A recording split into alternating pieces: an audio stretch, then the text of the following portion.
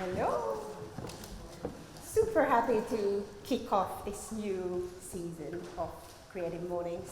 Thank you for the invite and the awesome handshake. We're going to practice. Yes, let's get into it. We have lots to talk about today. So rituals, we already discussed some rituals we had. And I think if you really think about it, you have all already today have taken part in some rituals like this one, right?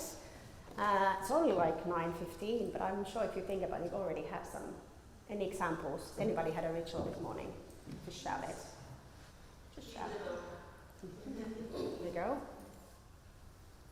Making a bed. There you go. Drop the child. Dropping the child off, yeah? Morning coffee. Morning coffee, that can definitely be a ritual. And I think, yes, there you go. Yeah, there you go. Lots of them. I think I was of course like reading like what are rituals, and there were so many different descriptions of what it could be, and I think we could drop them today. And because one of the description was that when something feels meaningful to you, then it's a ritual. So let's forget about the descriptions, except that one. If it feels meaningful to you, you can create and make it a ritual to yourself. And thinking about it, we also share quite a few of these rituals with our friends from our animal kingdom, especially the social ones, like the greetings. We just had our own greeting.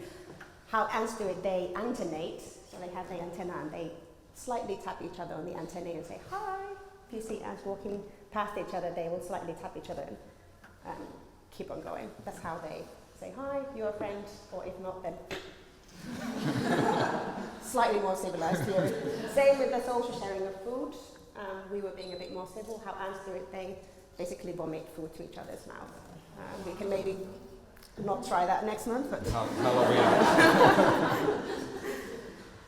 but what I did not do this morning, but I did for every Monday for about 12 years. I was at the University of Helsinki, went to get the biggest cup of coffee that I could, joined my colleagues and paint nails. Males or females, everybody would join, and only then start working. And a ritual like this started randomly, like once my colleague accidentally had a nail polish on her back when she came and she started painting her nails, and I joined her, and then somebody else joins, and it took a month for it to become this phenomenon. People would come from different floors of university and bring their own nail polish, and they had their coffee, and it actually became like a proper ritual out of a funny little thing. So rituals can be really like something that's born out of randomness, or then something that are really strict. Like my PhD defense was something, it's a ritual that's been set 20 years ago, or 50 years ago, or hundreds of years ago, and it happens exactly the same time every time. You stand up when they walk in, you say these words, and if you don't do it, then it doesn't happen. So there's a lot of variety in rituals. And lots of these are like shared ones. We have lots in our work. I have lovely colleagues with me here today. We could talk hours about our rituals that we have at the workplace. Some of them are social, are quite random, but something really meaningful to us, and some are like really set in stone. We have a ritual every day, every week, every month, every year, and they are really there to make the company work together really good. But these like shared social rituals have, I think, the other side, which are your personal ones, the silent ones. And for instance, I have some rituals with nature where something happens and it just takes my full attention. And I mean full attention, all my senses, like I don't see anything else, I don't hear anything else, and also the whole full attention of my mind. It's not wandering, it's just I'm giving space to something that happens. Clouds do it often, cranes, the birds do it all the time. Every time I just drop everything for cranes. Colleagues know this, my husband knows it. If there's a crane sound, I'll just drop, and I have to stare and see them go. And there's several stories there. I would love to tell you more about them, but I think we only have about half an hour left, so I will not go there. Or I was doing a research looking at humpback whales, these amazing creatures, and I think many people would stop and just admire them. And that would happen to me every time I saw them. I would just like have this ritual of silent admiration. For as long as they were there, I would just be in the moment with them. But it doesn't have to be that grand. I also have the rituals with seagulls. So little underappreciated birds, but it's not a habit, but it's a ritual of saying hello to them. And depending who's with me, I might say it aloud, but it usually comes with a little finger gesture. I have no idea where that started from, but I go like, done it for decades, and with some people I might do it so that they know, but if I'm with companies that don't know me yet that well, you do now also. But I might do it silently, but a little finger would twitch a bit for the seagulls. It's just a little secret handshake. You create one if you want. And ritual with family, I think we could have another hour just talking about those, but I think it's all about connecting with the different generations. So many rituals we have with this, like horizontally, the people that are here with us now, but with the rituals with family, we can connect to the different generations before and after us. Be it these birthday crowns that my father used to make for my mom, or something. Rituals can also help us with really difficult situations, like burying your parents. It's a horrible thing to do, but with rituals can actually help you get through these little things, big things even. But from maybe a little bit of a sad thinking of burying people, we're getting about burying ants, and it might not be that horrible anymore. I think I would like to share you a story. A colleague of mine, she was in one of her first conferences, and she was a PhD student in an international conference. She was quite nervous, but she was talking about her research and her ants. And there was something in her experiments when the ants were dying, and what's happening. And then the professor at the end of the conference, at the end of her talk, was asking like, so how did the ants die? And her being a bit nervous, she went, well, I guess a bit like and the whole room went silent. Nobody laughed. She was like, oh my gosh. Of course they were asking about like why did they die, but she just went like this. They were like, okay, how do I backpedal, and went backward. Every time I think about, see a picture of a dead animal, I always think about her little story of dead ants, and they do actually quite often die a bit like that. But what they quite often die of is of being killed by another ant, or sometimes a spider or another creature. And this is actually a picture that I took of one of my ant colonies. They had a bit of a mite situation. You might, even the tops of their antennae were filled with mice. Not mice, mites. Maybe not the best way to die. Has anybody got an idea what's happening here? Cordyceps. Yes. It's a fungus. The zombie ant. So there's a fungus that takes over the ant's brains and tells them to go and climb up somewhere where the humidity is actually exactly right for that fungus. Then the fungus, after being in the ant's brains, consumes over their tissues and then starts building these lovely little mushroom bodies. But there's another option if you think like somebody asks you, well, how would you like to die? There's one option you might not have thought about. And then if an ant knows that they're going to die, if they have an infection, they will leave the nest and go and die somewhere alone to save their friends from infection. Sounds quite familiar from COVID times, right?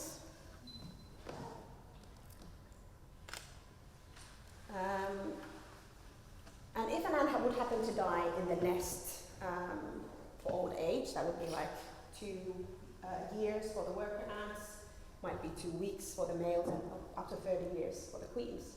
But if they would die of an old age, what the other ants would do, they would take them and carry them to a death pile, so basically an ant cemetery. But how do they know that a friend has died? Any guesses? No activity from a friend? No activity? No smell.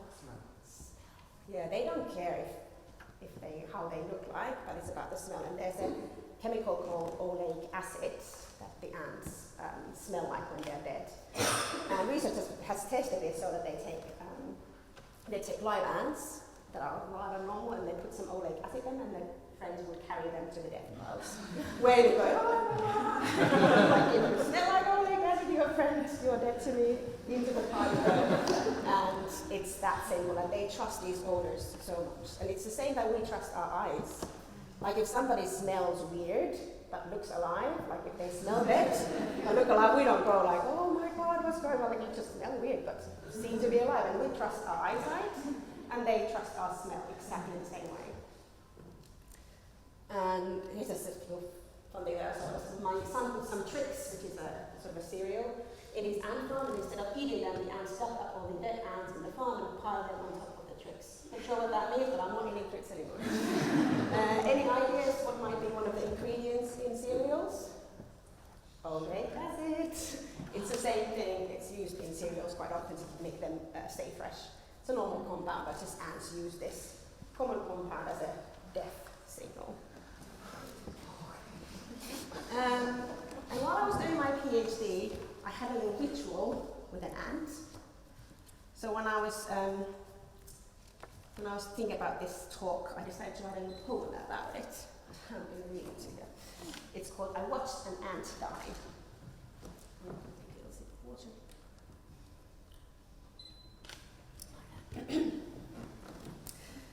One day, years ago, it was Saturday. I remember as it was a sound day. Each Saturday at the field station, I went to play pretend to be a scientist. In one of my experiments, an experiment which was cruel when you think of it, I was never thinking of it. Ants were dying every day, and I would simply think of, hey, another number in my notebook, another dot in my plot, 5 died today. I knew they were about to die when they would not run anymore, but they would just lie, moving still, but soon they will not be moving, but just be still. So one day, years ago, it was Saturday. I remember as it was a sauna day each Saturday at the field station, I went to play pretend to be a scientist. So one day I decided I had clearly divided my brain from my heart, and I should not just treat these beings as a number in my notebook, a dot in my plot, but I should open my eyes and I should be seeing. So what I decided to do, and this is true, I took a microscope, I made it ready, and I walked my experiment with hands that were steady. I took a dying ant and I told her aloud, I will be right here with you, no matter how long it takes. I will sit and watch you die and hope my heart breaks. By placing on a microscope this quite tiny creature, I could observe more closely her every delicate feature. I could see the details like it was as big as my cat, and somehow just that was what was needed. Making a tiny being large enough to relate to and to truly see allowed me to connect my brain with my heart again and feel something. It took hours for her to die. My colleagues went to sauna, they came back, they went to bed, while I sat with my microscope with my dying hand instead. So there you go.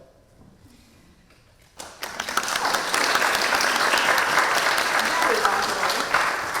So yeah, I had a moment with one dying ant, but how about the other 20 quadrillion? So 20,000 million, I had to write it down so I will not remember. 20,000 million ants. There's quite a lot of them. They're distributed to all of the same areas as humans. There are a couple of islands here and there where they're not. And body mass-wise, it's more than all of the wild mammals and all the wild birds in the world. When I was studying, there was this thing going on saying that the body mass of ants is the same as body mass of humans, but we have gained some weight since then. And the research has gone a bit more specific, but now it's still a lot more than all of the wild mammals and birds. And if you think how tiny ants are, and if you think one wild mammal as an elephant, how many ants would you already put to the scales? It's quite mind-boggling. So maybe it's not then surprising that we as a society actually have more in common with ants than with our closest relatives, the bonobos and the chimpanzees. And there's lots of reasons for it, but the main reason is that we organize in large societies. As humans and ants, we are in societies of millions of individuals. With the other primates, it's max 100. So there's completely different stories, a completely different ballgame.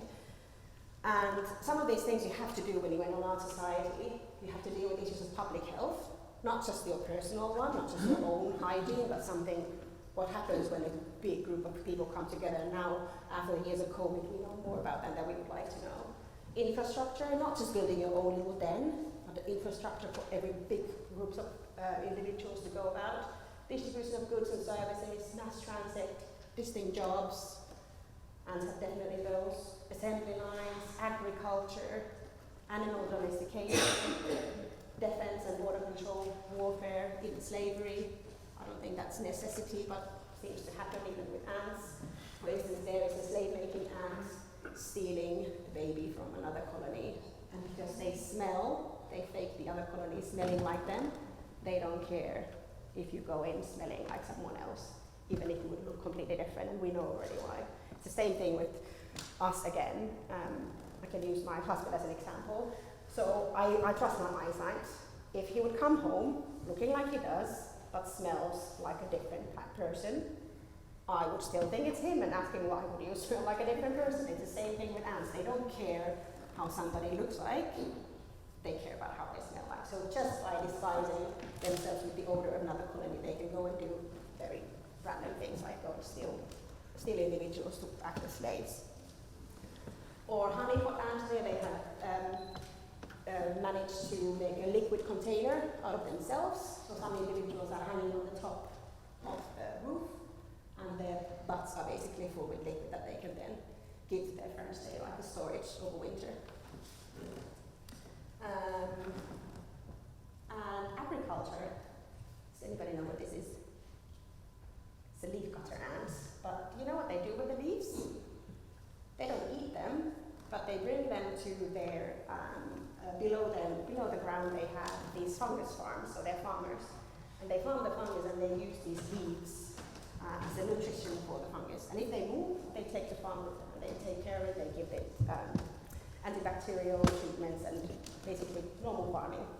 Not normal, but sort of an agriculture anyway. And animal domestication, we have even in the Finnish mound building ants, they're our nest kekonmurhais, and even they are farming aphids, so little kirvat. They farm them for their milk, which is not milk as such, but the tree sap that they drink, and then the ants farm them, keep them away from harm, and use them as we use cows. Very similar things. And a lot of these things are like something that we as a society has not really managed that well, is to have these cooperative agreements with other species on this planet.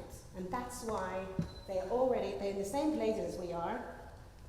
There's so many of them in numbers more than us, but they have managed to do something and keep the cooperations with other beings on the planet, which we have not. And the ant societies, without anyone being responsible or leading the operation, they have managed to do the variety of these really complex behaviors I was just showing you about. And it's all about distributing their jobs. So everybody has their own job, and this complexity just emerges from that. And they can have these large-scale operations, and it's all based on really simple cues, like the odor in the tricks. Something really simple is, if you smell like this, then do that. If it smells like that, do that. Or following each other with these pheromone trails. So one ant would go, leave a trail of smell behind them, the others would follow. And if they come back, and there was something really good, I want you to go there, they would leave in a stronger trail. And then more ants would follow, and the trails would get always more visible. But sometimes this trailing behavior also leads to not that nice things. So it is called an ant death spiral. So sometimes when they follow each other, they start going in a loop, and then they go in a loop, and more will join, and they all think they're doing the right thing. This is what I'm supposed to be doing, following other ants. And they follow each other until they die. They die of exhaustion or dehydration. And when I was looking at this video, I was going like, that reminds me of something. Does it remind you of something? Individuals following each other, thinking they're doing the right thing, because that's doing the same thing too. And maybe that in that different example, those individuals might even know that it's a death spiral. I know it's going to lead, but I'm still going to follow because the others are doing it, and I should not be doing something that the others aren't.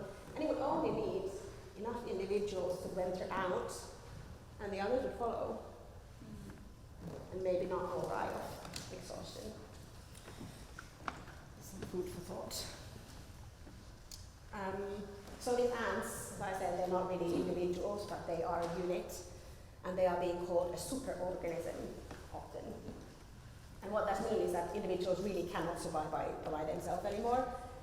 All of the ants can't even reproduce. All of them don't know how to get food. They don't know how to defend the nest. There's certain individuals who do it. where if you think about something, an organism like a bear, they would take care of food, reproduction, fending off, having their own immune system. It's an organism as such. But ants, as a society, are a superorganism, and an individual does not have that much sort of weight. And why did I not use a human as an example of an organism and I used a bear? I'm not convinced we are an organism anymore, a species. Are we an organism that survives on its own? I know I wouldn't. Like, would I be able to get food if there weren't superstores? Would I be able to survive on my own? If I had to dig my own hole to sleep in the winter, if there was no structures around me, if I wouldn't have art and other people to keep me company, I don't know about you. Maybe some people would, but I wouldn't. And something that we need as humans that ants might not is also the wisdom of other people. I know hardly anything, and neither do you.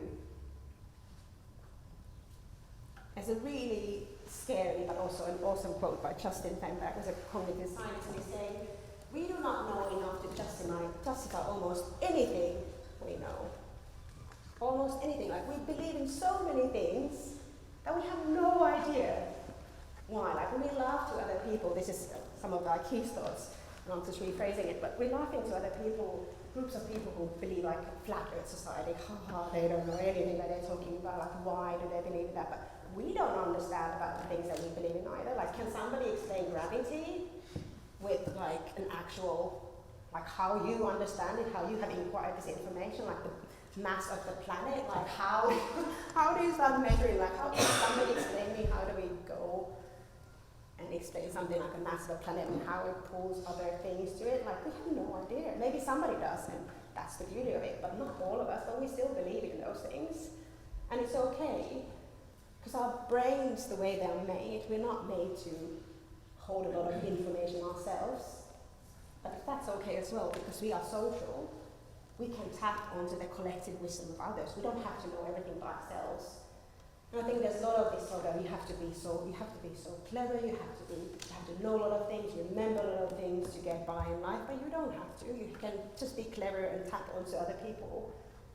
And that's what we're doing in our societies. You don't have to know everything by yourself. And as I was saying, I'm not really convinced that we are an organism as such. I think the next point in our human evolution could be that we actually become this a superorganism.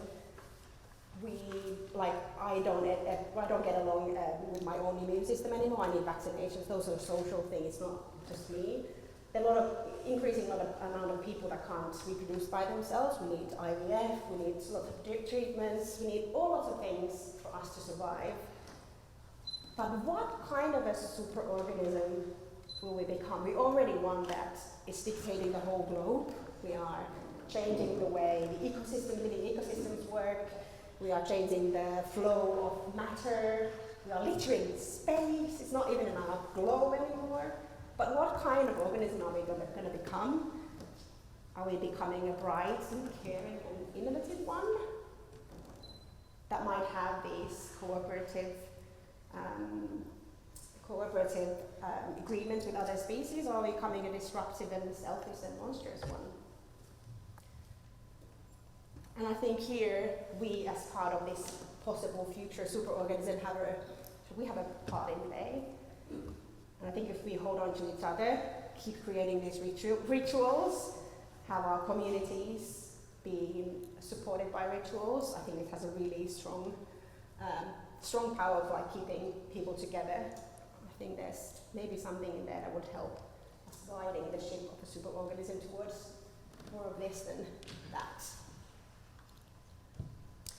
And as I still have a few minutes, I'm going to end this talk with another, a bit more substantial poem that I wrote as part of this cross-disciplinary performance called Silentopia production, where we're looking at the our relationship with nature to a ritualistic act.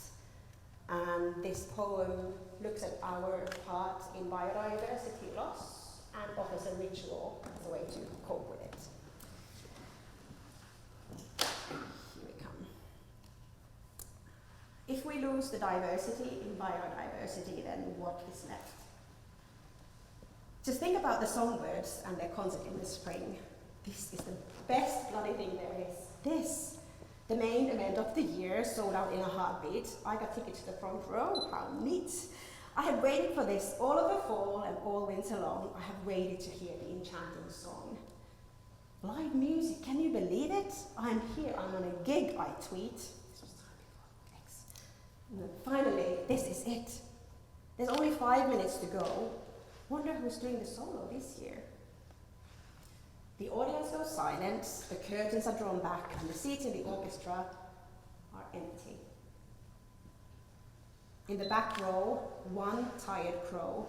3 seats down the line, 2 finches, one of which just flinches and the other looks confused, not in his prime.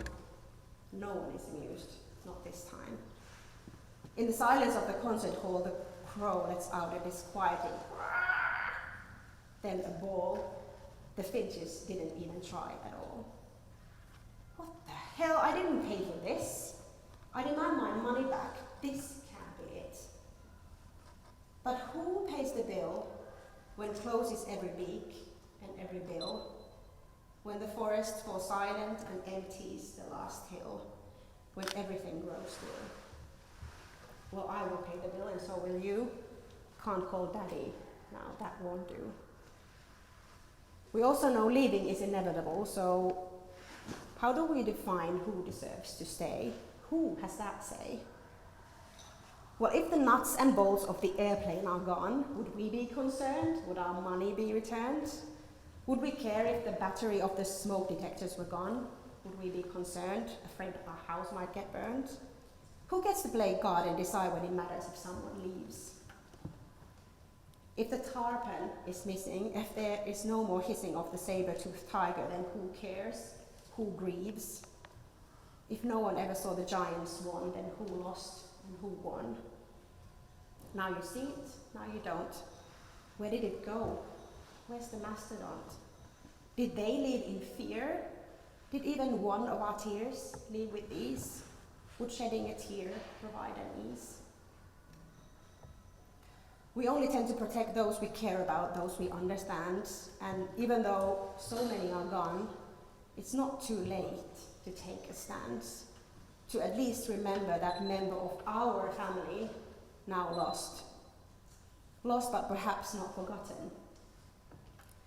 The obituary column of the global news, spreading over 20 pages with the heading "Lost, Not Found."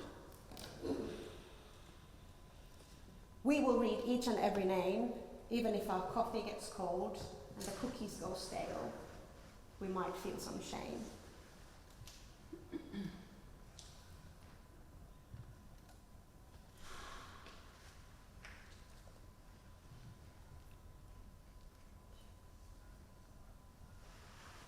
Earth to earth, ashes to ashes, dust to dust. Could we remember them in peace? At least try, I think we must. Remember them in color, remember them in spirit, and also to admit it, we are alive. We don't need to hide. We can still remember we are not full, our senses not yet dull. There is space in us, in between our thoughts and our bones, between our soul and the kidney stones. In our bone marrow and those narrow veins, there is space yet in our brains. Let's welcome the lost ones. In us there is space. Roam free our friends in our final embrace.